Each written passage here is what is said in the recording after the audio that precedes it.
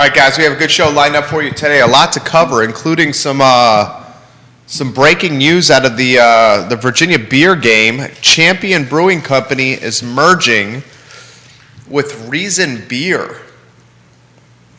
Announced today on social media, Champion Brewing Company is merging with Reason Beer. We will talk about this today on the I Love CVille show. A lot to cover on the program.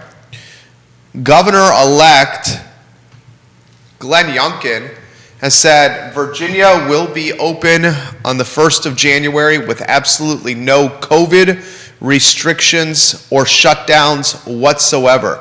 Again, I will repeat what I just said. Governor-elect Glenn Youngkin said that, and he made this comment, when did he make this comment? I'm looking at this now. He made this comment yesterday that Virginia will be 100% open for business with absolutely zero COVID restrictions. We will talk about that to lead the program today. No COVID restrictions, the governor-elect of Virginia has said. We will talk about the comprehensive plan and the future land use map and its approval yesterday. We talked about this on a very entertaining version of Real Talk this morning. We encourage you to watch or listen to that show. There's a wine startup in Richmond that's selling stock or shares in wine collections, and it just got a ton of seed money from venture capital and private equity. We'll talk about that in the program. Virginia basketball travels to Houston for a national televised game. The Cougars are 5.5-point favorite. Tip-off 8 o'clock ESPN, and Virginia Tech football has fired their head football coach. So much to cover. Scott Williams, hello, my friend. This, the I Love CVille show, will start in 10 seconds. This show is going to be red hot, red hot, red hot. Give the show a like and a share anywhere you are watching and gain some knowledge on topics that pertain to your life today on the show. Judah Wickhauer, let's rock and roll in 5 seconds.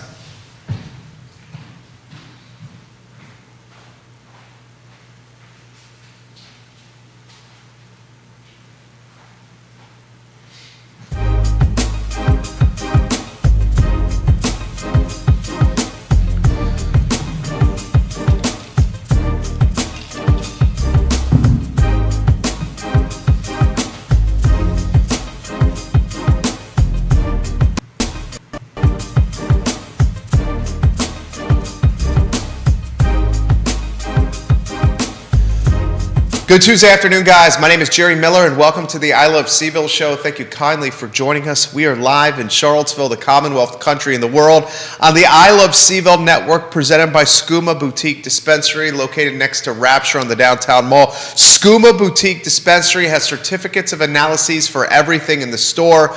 David and his beautiful wife do a hell of a job at Skooma Boutique Dispensary, next to Rapture on the downtown mall, to help with anxiety needs, pain management needs, relaxation needs, and sleeping through the night. Skooma Boutique Dispensary. So much to cover on today's program. We have a merger of tremendous proportions that was announced just a little bit before today's show. Champion Brewing Company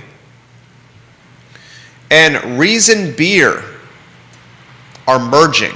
Those details for you in a matter of minutes on today's program. Reason Beer, the darling,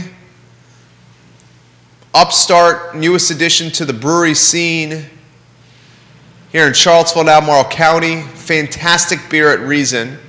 Champion, the vertically integrated behemoth led by Hunter Smith. Hunter is an entrepreneurial mover and shaker in the restaurant game, in the tasting room game, in the beer game, in the distribution game, and now in the merger game. That topic in minutes on today's program. We will also talk about a wine startup in Richmond. This wine startup just got pre-seed funding of 1.7 million smackaroos. It's a startup that sells stock or shares into wine collections. You can buy shares or stock of wine collections that this startup owns. You're like, hey, what are you getting at? Well, these wine collections are valued at $142,000. Wine collections valued at nearly $250,000, $137,000. You're able to scoop up stock or shares at valuations of $25 a share in wine collections. We will give you those details today on the program. I find it absolutely a fascinating business model. Give the show a like and a share anywhere you're watching. I work hard for you. The only thing I ask in return is you hit that like button, ask a question, or share the show. The comprehensive plan was approved last night by City Council. We'll discuss the impact that comprehensive plan approval will have on the city of Charlottesville. We really did a hell of a job covering this topic on Real Talk This Morning with Keith Smith. Go to iloveseville.com, our Spotify channel, our YouTube account, our iTunes account, our Apple Podcasts account, and watch today's show with Keith Smith and me. Fantastic, approachable information on City Council's approval of the future land use map and the impact it could have on a 10.2 square mile city we love called Charlottesville, Virginia. Shot on the spot, the Blue Ridge Health District hosting Monday Shots on the Spot on the downtown mall, where community members above the age of 12 can get a COVID-19 vaccination or a booster shot without appointment. In fact, next Monday, I'm getting my booster shot at Shot on the Spot on the downtown mall. No appointment necessary. I, in fact, made an appointment in advance to maximize efficiency, but if you don't, you can still get a shot on the spot. Details to come today on the I Love Seville show. Virginia Tech football canned, pig slipped, fired, axed, hit the road, Jack. Its head football coach. Justin Fuente is no more in Blacksburg. The former head coach at Memphis, now the pink slip head coach at Virginia Tech, has a career record at Virginia Tech of 43-31 in 6 seasons in Blacksburg. This guy is getting a cool $8,750,000 to walk away with a pink slip. So don't feel too bad for the man. $8,750,000 buyout for a head coach that has a career record of 69-54, including his time at Memphis, 4 seasons at Memphis in Tennessee. We will analyze Justin Fuente's firing today on the program. So much to cover on the program. We thank Scott Wagner of Scott Wagner Integrated Medicine for being a part of the show. Dr. Wagner has your back at Scott Wagner Integrated Medicine. We will talk Virginia basketball. They travel to Houston. They play the Cougars. 8 p.m. tip-off ESPN. The Cougars, a 5.5-point favorite, which will undoubtedly be the stiffest test Bennett's boys have encountered so far. We'll talk tail of the tape, Virginia basketball and the Houston Cougars on today's show. Tomorrow, mark your calendar, Lee Elberson, CEO of Claiborne Education, will join us along with longtime Albemarle County teacher Jeff Prillaman to talk about grading equity. Mr. Jeff Prillaman is a seasoned Renaissance accomplished teacher. In fact, Mr. Prillaman, I'm going to read something from his bio. The former director and creator of the Math, Engineering, and Science Academy, MESA, within the Albemarle County Public School System.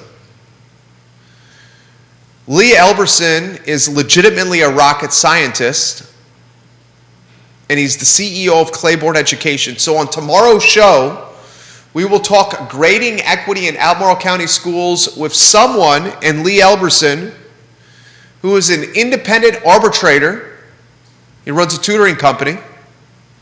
And someone in Jeff Prillaman, the former director and creator of the Math, Engineering, and Science Academy within Albemarle County Public Schools, now currently not working in the ACPS system, so able to speak his mind a little bit more freely on grading equity in Albemarle County schools, something that undoubtedly will impact the next generation of students as they matriculate from elementary to middle to high school to college and into our workforce. Give the show a like and a share on all social media platforms you're watching upon. If you have questions, you can put them in the feed and I will relay those questions live on air across the Commonwealth, the country, and the world on this network. The lead of the program undoubtedly has to be Governor-elect Glenn Youngkin, who spoke yesterday to state and local tourism officials. And Youngkin promised yesterday to declare the Commonwealth of Virginia open for business on the day he is inaugurated in January. Youngkin promised yesterday no more government-mandated shutdowns. Youngkin promised yesterday no more government-mandated restrictions. And government will stay out of, as much as possible, COVID management Youngkin promised yesterday. I'll read a quote from Glenn Youngkin in today's Roanoke Times. Here we go. Quote, "We will not have shutdowns. We will not have lockdowns. We will be open. That for me is very clear, day one task," end quote. Governor-elect Glenn Youngkin said at the Virginia Tourism Summit at the National Conference Center in Loudoun County yesterday.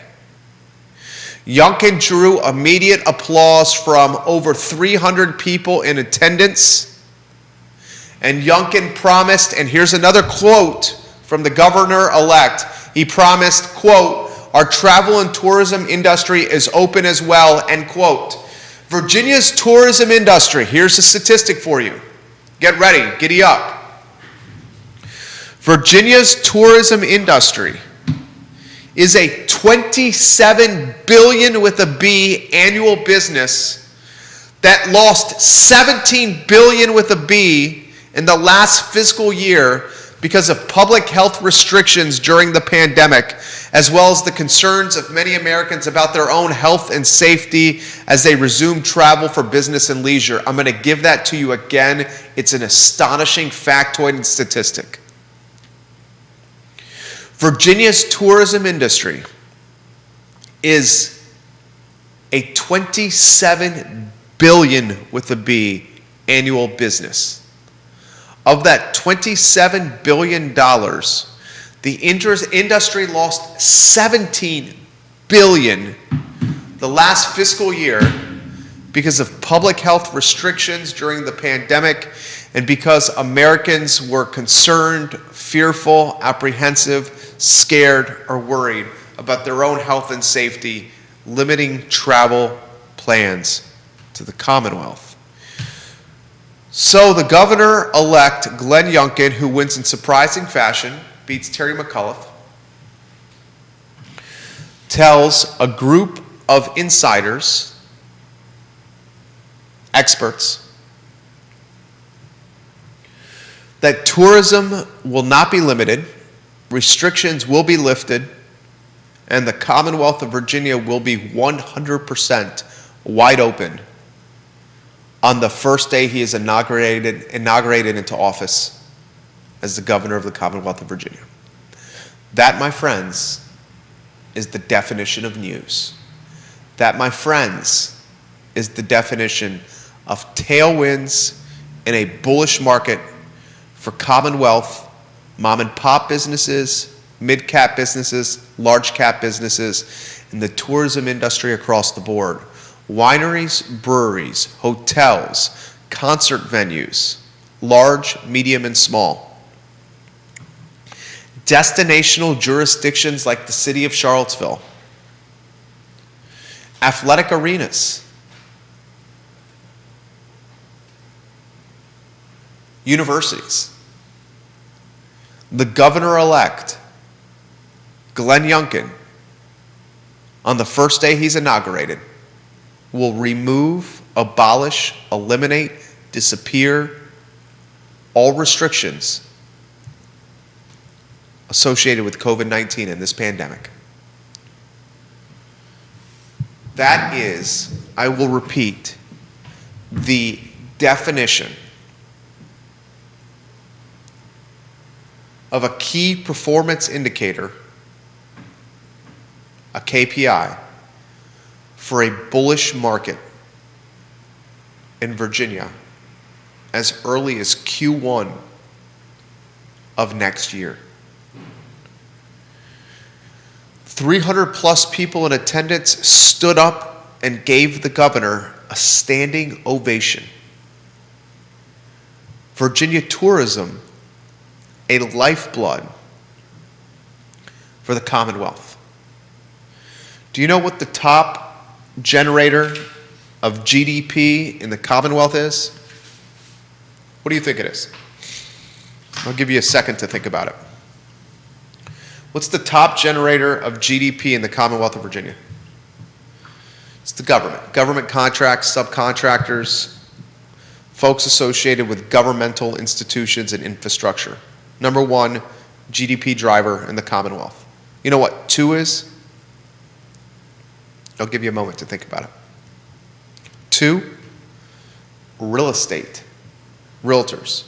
Real estate. People on the supply chain that we call housing, residential and commercial. Tourism in the top 5. You put tailwinds and momentum and a driving force behind tourism, and you watch as the Commonwealth booms next season, next year, Q1. Nikki Hernandez, welcome to the program. Noel Jurgensen, welcome to the show. Next topic on today's program, comprehensive plan. We talked about this on Real Talk. If you really want to hear the nitty-gritty of the future land use map and the comprehensive plan approval from last night, listen to Real Talk, the show we hosted this morning with the distinguished gentleman Keith Smith of Yes Realty Partners. It was fantastic. An A++ show. Judah Wickower, our director, is archiving that show as we speak on iloveseville.com. Is it up yet? Is it going to be up later this afternoon, or is it up now? It'll be up very soon. Judah Wickower just said. I've been committed to a couple of statements when it's come to the future land use map, which is essentially increased density potential in the city of Charlottesville. Statement number 1 that I've said for an entire calendar year: if the future land use map is approved, which it was last night, HOA neighborhoods in Albemarle County are going to uptick in value big time. I've said that all along, and I stand by that. Watch as HOA neighborhoods in Albemarle County increase in value. Remember, HOA covenants and restrictions and bylaws supersede governmental zoning changes. So if you live in an HOA neighborhood in Albemarle County and even the city of Charlottesville, there are a few of them in the city of Charlottesville: Huntley off Stribling Avenue, Lachlan Hill, 2 neighborhoods with HOAs. The front portion of Willoughby, a neighborhood with HOAs. Those covenants, restrictions, and bylaws supersede governmental zoning changes. If you're an HOA neighborhood in the Albemarle County urban ring, your home price will 100% uptick in value because of this increased density opportunity created by 5 city councilors last night. Here's the question we have to ask ourselves. What is the impact the future land use map, this increase in upzoning, is going to have on population growth in the city of Charlottesville? That's a question I want to ask. What is the impact the approval for of the future land use map is going to have on traffic and infrastructure demand? Schools, roads, utilities, water, sewer. I'm typing these down. What is the impact the future land use map is going to have on real estate investor speculation, deep-pocketed, well-heeled individuals that have resources, money, will they scoop up properties and then pivot, evolve, convert them into duplexes, triplexes, and quadplexes to make more money? Money makes money. What is the impact the future land use map will have and its approval on creating housing affordability, lowering the affordability index in the city of Charlottesville? You have more granny cottages, more basement apartments, more duplexes, triplexes, and quadplexes. You have more housing stock. If you have more housing stock, does that drive rental prices down? And if rental prices drive down, does that mean the renters of tomorrow have more disposable income to save to potentially purchase a home down the road? Housing affordability index. These are questions that we must ask. And the last one I'm going to put on my notepad here on my MacBook Air, is what is the impact the future land use map approval will have on overall quality of life in the city we love so dearly, Charlottesville, Virginia.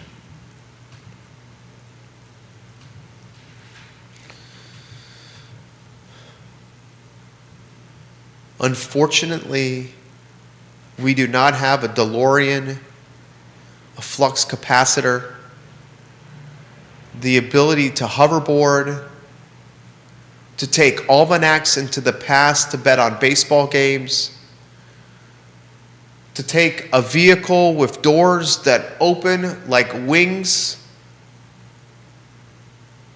from a bird, hit 88 miles per hour, and travel to any point of time we want. We can't see into the future. So we don't know what the future land use map approval will have on population growth. We don't know what the future land use map approval will have on infrastructure demand, water, sewer, roads, schools. We don't know what the future land use map impact will have on real estate speculation and investors that have deep pockets scooping up properties in Belmont to convert them from single-family detached homes to duplexes, triplexes, and quadplexes to make more money. And we don't know the impact that this is going to have on quality of life and the affordability index in the city of Charlottesville. We do not know. We can speculate, we can spitball, we can chitter chatter. It makes for great fodder for content and talk shows like this and Real Talk. Hell yeah, it does. We can read the tea leaves. We can use common sense. Will population uptick? Yeah, population's going to uptick. Do we know at what level? No. But a wise man and one wise woman can certainly say population's going to uptick if you have more rooftops in the city and more opportunities to sleep in a bed in the city than you did before. Population's going to uptick. Is it going to impact infrastructure like schools and roads and water and sewer? Hell yeah. If you have more people sleeping in beds in the city of Charlottesville, if you have more people chilling and living in the city of Charlottesville, those peeps are going to drive their vehicles on roads. Those peeps are going to send their offspring to schools. Those peeps are going to shower and drink water and bathe and feed their cats and dogs and make sure their water bowls are full. Will real estate investors speculate and scoop up dilapidated properties that need TLC, tender loving care, and convert those properties into duplexes, triplexes, and quadplexes? Yes. Yes, they will. Do we know at what level? No. No, we don't. But a wise man and a wise woman can say, yes, speculators will scoop up existing inventory that's dilapidated, that needs some tender loving care, and convert that property into money-making models. That's called capitalism. That's an aspect of life. Will this impact quality of life? It depends on your definition of quality of life. If your definition of quality of life is diversity, is affordability, is eclectic thought, if your definition of quality of life is being able to walk places, having more urban amenities, then you might say your quality of life upticks. If your definition of quality of life is of a sleepy Charlottesville that you wax nostalgic about from 20, 30 years ago, well, your definition of quality of life is going to be impacted. Tomato, tomato, to each their own. That's what makes life beautiful. Each of us sees and feels things differently. So when we consider population growth and infrastructure demand and investor speculation and the housing affordability index and quality of life impacts, we, through the lens that we call our eyes, will interpret things differently. And we got a long way to go before we start seeing these things. A long, long way to go. But last night, council took a step in the direction of pushing some of these KPIs forward. Our next topic on today's program is something I want to highlight. I am a man of science. I am a man of vaccinations. I am a man of booster shots. I am a man of trusting medical professionals. And the Blue Ridge Health District and the City of Charlottesville are hosting a shot on the spot on the downtown mall. You go to the downtown mall on Mondays. Community members age 12 and older can get a vaccine or a booster shot without approval. Mobile vaccination units will be on the downtown mall every Monday until the end of November from 12 p.m. to 3 p.m. I'm getting my shot, my booster. I'm already vaccinated fully. I'm getting my booster next Monday. I encourage you to do the same. Albemarle County and the City of Charlottesville were called by the New York Times, the world's newspaper, the safest place to vacation on the East Coast, the best place to vacation on the East Coast because of vaccination levels. As of last week, more than 85% of eligible people were vaccinated. I'll repeat that statistic. As of last week, more than 85% of eligible Albemarle Countyans were vaccinated. That number's going higher. And shot on the spot is making this so damn easy, so damn efficient, so damn approachable that there's no reason not to get your booster or to be fully vaccinated. And I'll leave it at that. Our next item of business is something that I found a little startling, but something that does not surprise me, considering how entrepreneurial and mover and shaker Hunter Smith, the CEO and founder of Champion Brewing Company, is. The dude hustles. He grinds. He's not afraid to make a deal. The dude is not opposed to change. Hunter Smith is not afraid to take a risk, to put his money where his mouth is. And today, a short time before the show, and I'm going to read from the release on my phone, Champion Brewing Company announced this. And this is quote from my phone, from the Brewing Company Champion website, Facebook page. We have some news. At the end of this month, Champion Brewing Company will complete a merger with Reason Beer. We're excited to announce this partnership with our good friends and esteemed beer minds across town that will bring together two skilled and like-minded teams to streamline operations under one roof. In this move, we will join our two community-focused and philanthropic brands to realize an ever greater impact. Beginning this winter, we will be relocating production operations from our Woolen Mills missile factory to the Reason headquarters at 1180 Seminole Trail. The brands and beer recipes will remain the same and all the staff will be retained. Under the merger, Jeff Raileneau, I'm sorry if I'm messing your last name up, Jeff. Under the merger, Jeff Raileneau, one of Reason's founders, will be named as Champion's Chief Financial Officer. Jeff, an economist with degrees from Duke and George Mason universities, has directed finance and strategy with Reason. Hunter Smith will continue as Champion CEO. Champion's Josh Skinner will assume the role of head brewer, and Reason's Mark Fulton will be named Director of Brewery Operations. The two production teams will come together to produce both brands under one roof.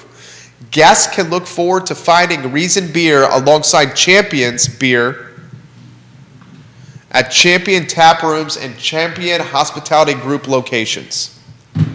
That's big news in the beer game in Virginia. Big news in the beer game in Virginia. Champion, which has done a fantastic job of building a beer brand. And they've done a fantastic job of building a beer brand through their original tap room over here in downtown in Belmont, through a strategic and aggressive distribution plan,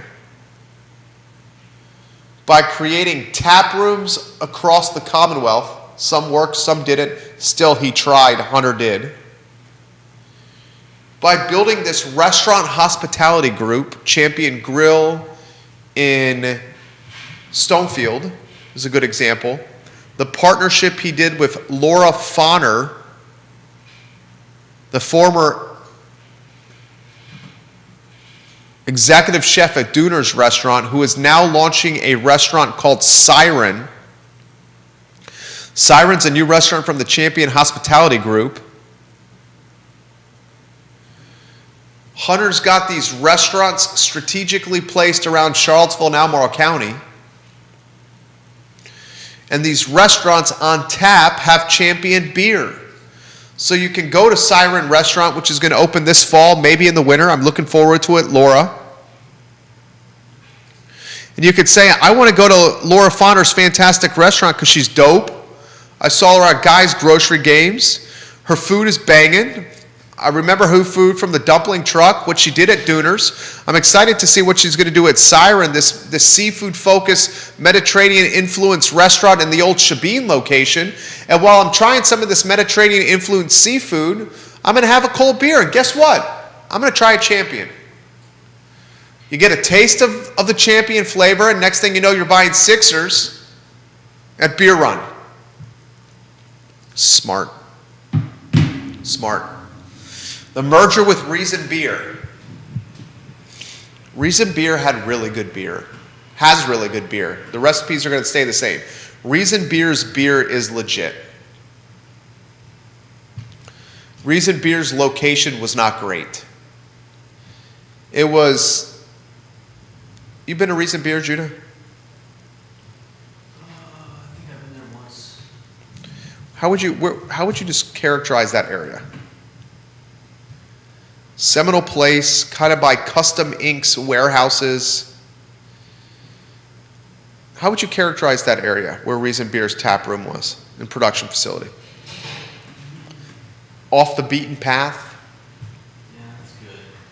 Kind of not on the main quarter that is Route 29. Just like warehousey. Warehousey, not super frontage visible. Their beer was banging. They built a good brand. In the craft beer wars that we call Charlottesville and Albemarle County, Reason you would make a legitimate argument is not in the top 5 from a gross revenue standpoint. I don't know how the revenues shake out. But if you were looking at Nelson County and Albemarle County and the city of Charlottesville, you'd probably say in no particular order. And I'm going to see if I can call up a list. In no particular order. In no particular order. I would say the top 5 is probably a Devil's Backbone, a Star Hill, a Three Notched, a Champion,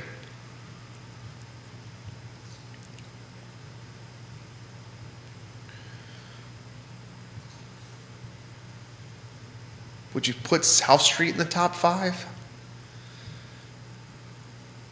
Who am I missing? In no particular order, from a gross revenue standpoint, I'd say you're looking at a Devil's Backbone, a Star Hill, a Three Notch, and a Champion. There's 4. Do you put South Street in your top 5? Do you put Random Row in the top 5?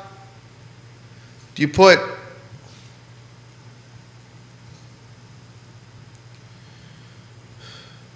who else would you put in the top 5? Pro Renata? Pro Renata probably is your 5th.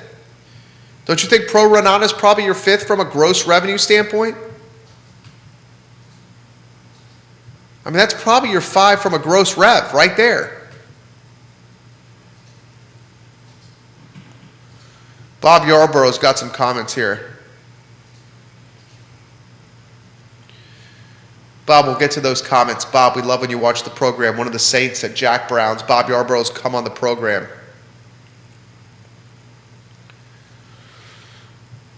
Bob Yarborough says, is Youngkin going to go full DeSantis and try to prevent businesses, localities, institutions from establishing their own restrictions? That's a good question, Bob Yarborough. That's a very good question. Youngkin says he's going to have no restrictions when he's inaugurated. Is he going to prevent businesses, localities, and institutions from establishing their own restrictions? I would not think Youngkin's going to do that.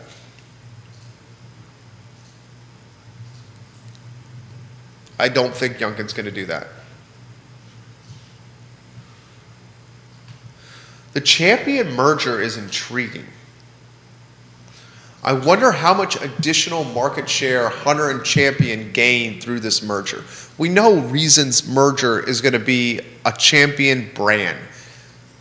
He does a good job when he's creating these concepts of weaving the Champion brand into the moniker of the business, or the logo somehow into the brand identity of the model.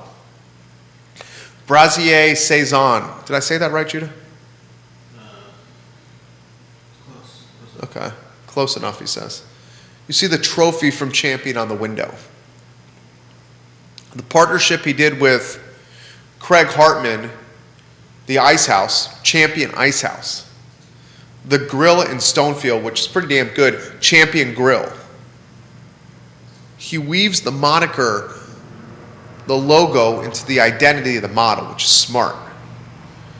I'm curious to see how much additional market share is gained for the Champion behemoth through this merger. Reason, great beer, not a ton of revenue in the grand scheme of competitor comparison. Competitor comparison, Devil's Backbone, Star Hill, Three Notch, Champion, and Pro Renata, your top 5, most likely from a gross rev standpoint. Scott Aaronworth in Virginia Beach, the Esquire, says solid fried chicken at the Ice House. The Ice House has got damn good fried chicken. If you have not been to Champion Ice House in Gordonsville, you are missing out on exquisite cuisine. Exquisite cuisine. The food is good. They're going to crush it in Gordonsville. The fried chicken is off the chain. Craig Hartman's got his hands on the food. You know it's going to be good. Exquisite cuisine. Couple more topics, and then we'll get to your comments here. Bob, we'll get to your comment. Matthew, we will get to your comment. Give the show a like and a share anywhere you are watching. Please.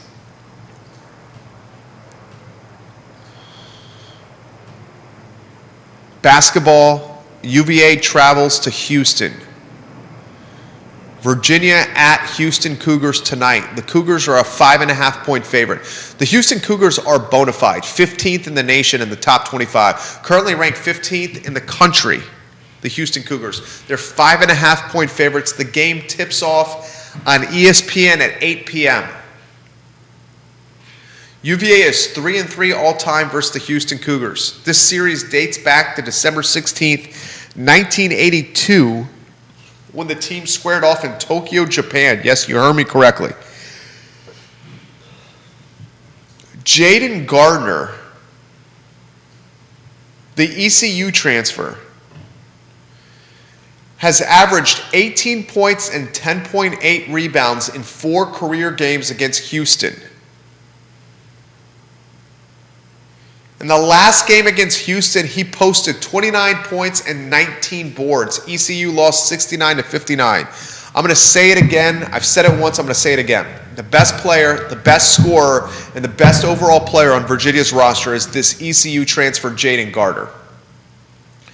The second best player on UVA's roster, from a scoring standpoint, from opponents having to be mindful of his play, is Armaan Franklin, the Indiana transfer. Our top 2 players were not in the Virginia basketball program last year. The third best player on Virginia's basketball team is to be determined. We need a third guy on the roster to step up and take some of the scoring load and attention off of Gardner and Franklin.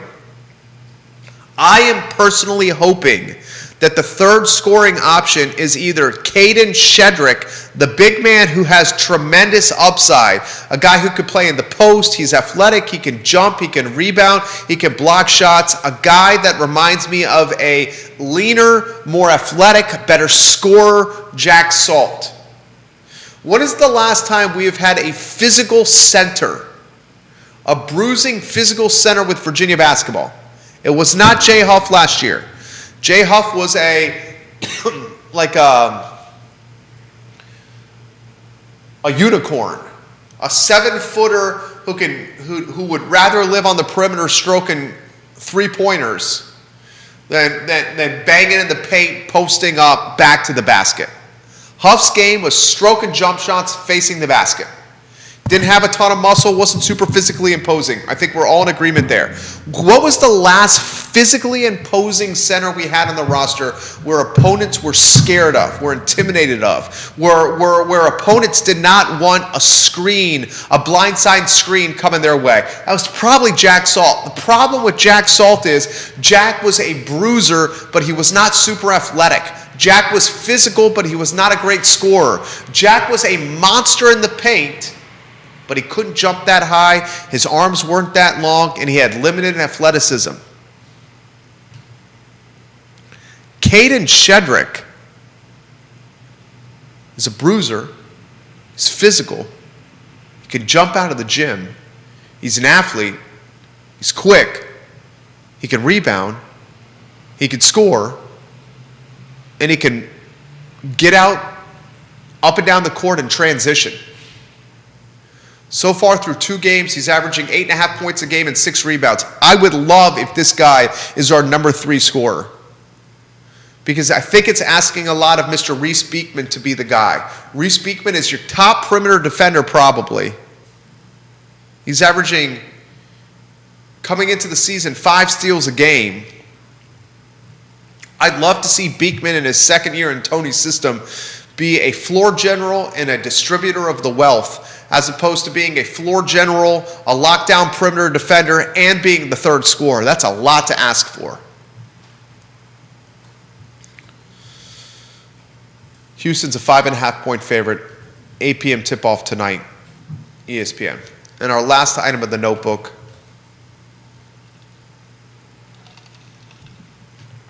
Virginia Tech, a maligned football program since Frank Beamer's departure, has fired its head football coach, Justin Fuente.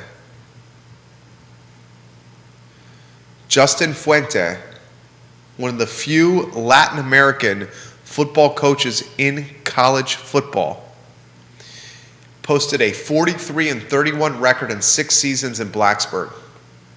Whit Babcock, the athletic director, announced the firing today. Defensive line coach J.C. Price will serve as the interim head coach for the remainder of the season. The Hokies are giving Fuente a buyout. Before you feel sorry for him, the Hokies are giving Fuente a buyout of $8,750,000 to walk away. The initial buyout was $10 million. Fuentes' agent and the athletic director negotiated it down to $8.75 million. If Virginia Tech had waited until December 15th to fire this guy, the buyout would have dropped to $7.5 million. It's obvious Whit Babcock, the athletic director at Virginia Tech, went to Justin Fuente and said, you're going to get fired.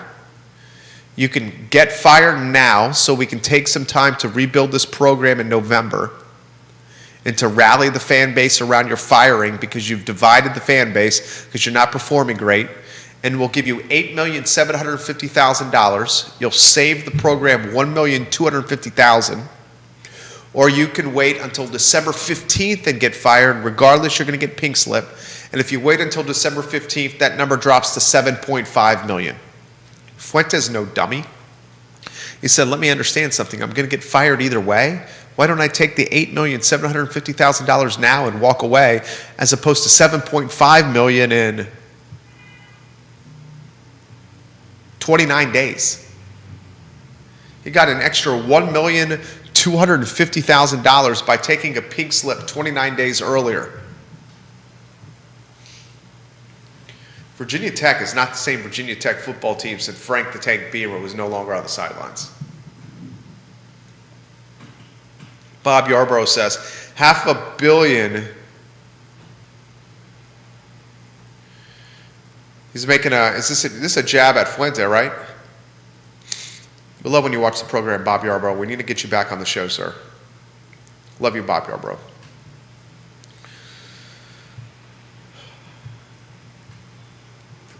Grayson watching the program. Grayson says, Champions got good beer, and you see the brand everywhere now. I remember when they opened over there. Was it the Beck Cohen building? Was it the Beck Cohen building, Grayson? It's next to the Beck Cohen building. Is it the Beck Cohen building? He goes, I remember when they opened in the Beck Cohen building and we're one of the first breweries downtown. Some folks thought they weren't going to make it. Now look at them. Dude, he's right. Look at them now. They're everywhere.